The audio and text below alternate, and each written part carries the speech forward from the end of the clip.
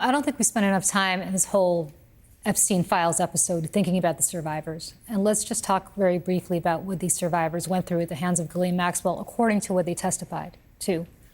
She threatened to feed one to an alligator if she did not go along with whatever Epstein wanted. She took the passport of another to prevent her from leaving Epstein's island and kept her captive in order to have her do whatever Epstein wanted.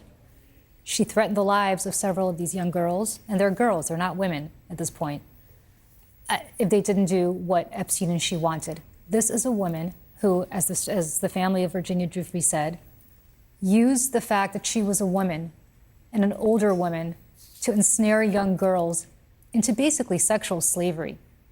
And the fact that we're even remotely discussing whether she has to get out of prison for that is just, it's miraculous to me that nobody's thinking about what these survivors went through at her hands. She was convicted by a jury of her peers. These are not mere allegations.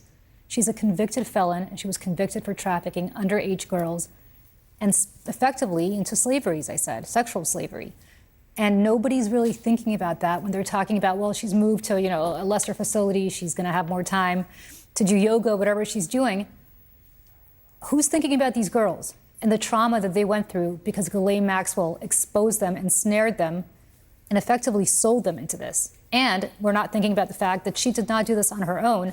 There are men out there walking around today who had sex with these underage girls because Ghislaine Maxwell effectively put them in harm's way.